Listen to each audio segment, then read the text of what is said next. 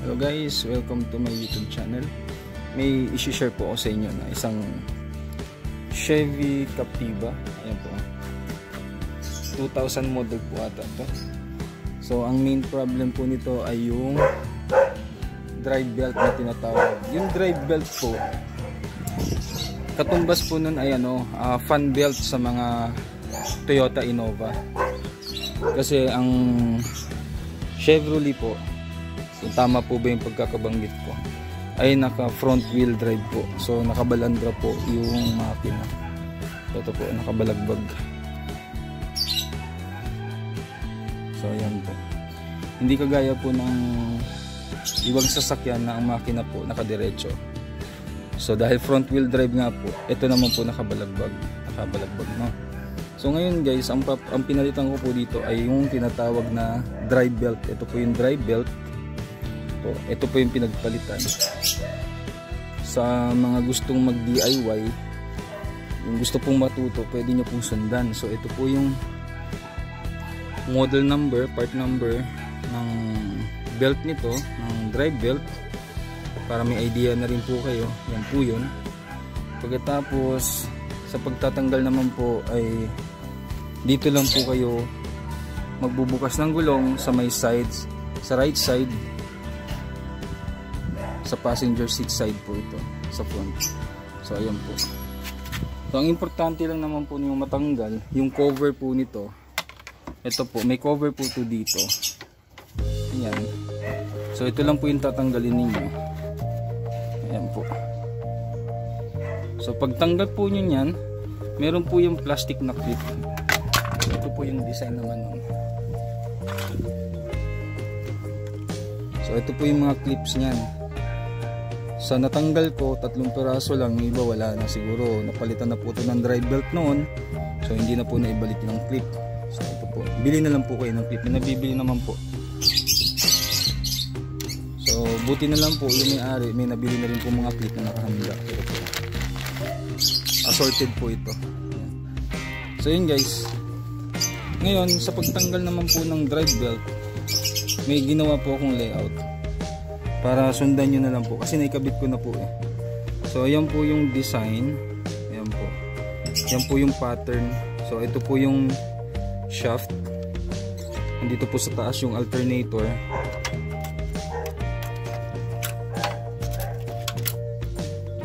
Ito po yung alternator, ito naman po yung sa power steering, ito po yung sa compressor ng aircon, tapos ito po yung tensioner.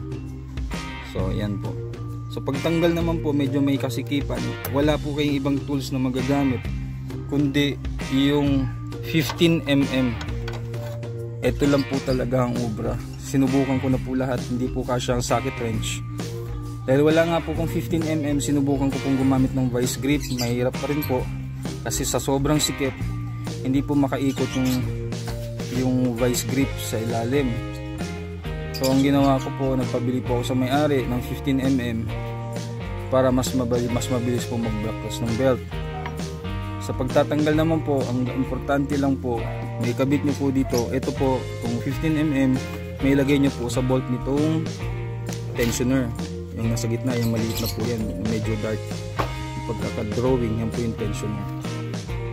Sa pag-open po, pagpalagay po natin, nalagyan na po natin ito sa tensioner, ang tulak po ninyo ay pataas, para yung tensioner po kumilos at lumuwag po yung drive belt. So pag lumuwag na po yung, pag naiangat nyo na po yung tensioner at lumuwag na po yung drive belt, pwede nyo na pong hatakin yung belt, dito nyo i-release, magmumula po kayo sa tensioner, doon nyo po tatanggalin. Kasi wala pong ngipin yun, so pwede po siya mag-slide. So mas mabilis po magbaklas. So ito po yung tricky part, kasi medyo nahirapan po ako. Kailangan nyo po ng kasama para po maibalik po ninyo yung drive belt na bago. Sa pagbabalik po, ganito lang po kasimple. Gumamit lang po kayo ng kahoy kaya nito, tapos itutukod nyo po dun sa kabila sa may driver seat. Ayan po. Tapos yung luma po yung drive belt, gawin nyo po ay ganito, nakasalo po dito sa kahoy. At the same time po, tinalian ko po yung dulo para doon ko po isasabit itong 15mm. na kombinasyon. So habang nakakabit po ito sa tensioner, ito po may nakatusok po doon sa belt, sa bolt ng tensioner. Dito nyo naman po ilalagay yung dulo sa may drive belt, para yung kasama nyo naman po ang siyang mismong mag-aangat po nitong kahoy. Pag angat nyo na po ganyan, kikilos po mismo yung tensioner bago nyo po may ilalagay yung drive belt. So bago nyo po ipahatak kasama ninyo yung drive belt, dapat po may position nyo na po. I-position nyo po yung belt dito mismo sa mga pulley. So ang unahin nyo lang po, i-position nyo po muna ito sa alternator, tapos dusunod nyo naman po yung sa power steering hanggang dito sa may compressor, hanggang maitawid nyo po dito sa may shaft, sa main shaft. Pagdating po dito sa tensioner, i-pwesto nyo po dito sa taas ng tensioner yung belt, pero hindi po magkakasya yan dahil nga po hindi pa na hahatak yung tensioner. Kailangan nyo po ng kasama, ulitin ko po, kailangan po ninyo ng kasama para meron po mag-aangat ng kahoy na ginawa ninyo bago nyo po maipapasok yung tensioner. Ngayon po, pag nakapwesto na po yung belt at dito na lang po nakakasa, ito na lang po ang hindi po nakakasabit dahil hindi nyo po may sasabit yan unless na natulak na po itong tensioner pabagpaganon. Kasi once na lumayo po yung tensioner papuntang kaliwa, doon nyo lang po pwedeng isalpak yung drive belt. Pero gaya po ng sabi ko, dapat po nakakasa na po yung drive belt ninyo, nakaabang na bago po ninyo i-adjust yung tensioner para maipasok nyo po lahat. So ganun lang po ka-easy. So sa mga gustong mag-DIY po diyan, mahilig po mag-DIY, pwede nyo po itong sundan para magkaroon po kayo ng idea at hindi rin po kayo mahirapan. Kagaya ko po, nahirapan po ako dahil kulang po ako ng gamit, dahil ang basic tools lang po na meron ako ay 12, 14, 16, 13, 17, 19 pataas, pero yung 15mm po ay wala ako. So yun po, kaya sinishare ko po ito sa inyo para hindi na po kayo mahirapan kung sakaling kayo na po mismo ang gagawa ng sasakyan ninyo. So yun guys, masarap pag-aralan, lalo na pagka ganitong sasakyan na zero knowledge po tayo. Importante magsimula po tayo sa basic, gaya nitong mga belt. Pagdating sa makina, tignan po kung makakapag-share po ako kung sakaling meron pong lumapit sa akin at magpagawa po. So yun lang guys, mga basic lang po muna tayo, gaya nito sa pagpapalit ng drive belt. At the same time, sa susunod po, papakita ko naman po sa inyo kung paano po magpalit ng timing belt nito. So nakaschedule na po ito para sa timing belt.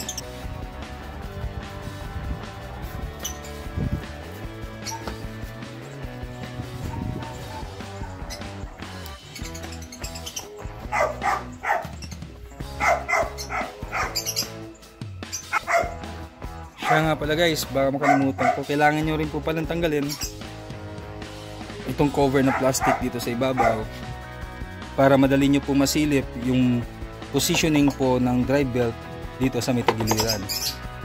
Kung wala naman po nito, okay lang, mas madali. Pero pag meron po, baklasin nyo na po ito, gamit-gamit po yung 10mm na socket wrench. Ito po, 10mm. So bali, kailangan nyo lang pong tools maliban sa pangtanggal ng gulong, yung 10mm at saka 15mm na tools gaya ng kombinasyon. Yun po. Mas maganda po palang gamitin ng kombi para ito po ang ilalagay nyo sa bolt at the same time dito nyo po isasabit yung belt. So yun po, kasi pag bilog po yan, pag bilog po itong dulo, dudulas lang po yung belt at hindi kakapit. So mas maganda pong gamitin ay kombi para dito nyo po ilalagay yung belt sa kabilang dulo at may sasabitan po yung belt.